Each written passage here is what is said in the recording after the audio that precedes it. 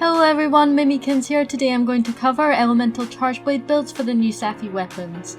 Since Safi weapons have the same base stats, I'm going to make the builds that can be utilised by all the elements by simply switching elemental jewels and the charm. I've got several builds to show you which will appeal to different playstyles. Take a look at each one and try out what best fits you.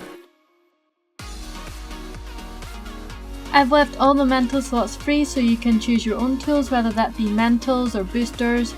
I've used tier 4 jewels and there are numerous combinations to gain the same effect if you lack a certain one. You can use the mantles to add an additional skills or help add more tiers to ones you already have. The Safi armor set is particularly nice for elemental charge blades as the 5 set bonus gives you 40% affinity and 150 element, which is huge. The only drawback to this set is that every time you attack you will drain health, but it does heal you after a set number of attacks on a monster. Please note that if you miss attacks, it will still drain health and not heal you, and you can actually faint from this. So bearing these things in mind, I've made my builds to have a few extra survival skills because I want to be robust on the hunt.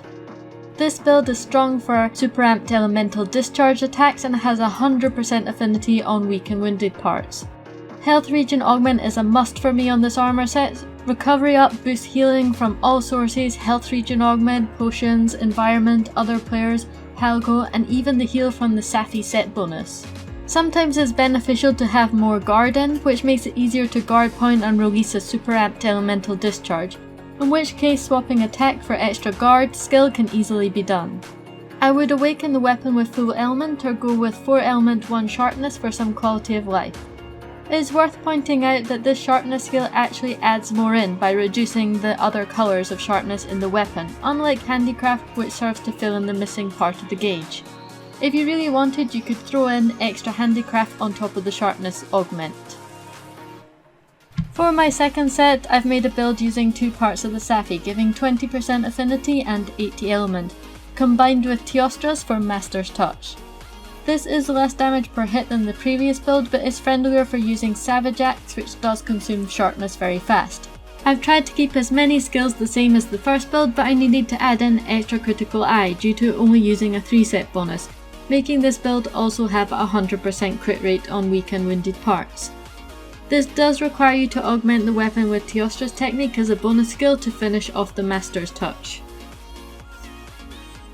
This third build is a strong survival build. This is ideal for players who are trying out Charge Blade or just want a more laid back hunt without the stress of carting easily. Even if you're a CB pro, it is perfect for learning tough new monsters. This build doesn't use the Safi armor, so there's no health drain. It instead has level 5 Divine Blessing to reduce incoming damage, recovery up and super recovery up to keep health topped up as much as possible, keeping on top of that peak performance adding to your DPS. This build has a 95% crit rate on weak and wounded parts. Since both of these are 2 set bonus, you don't need to use any awakened ability skill on the weapon.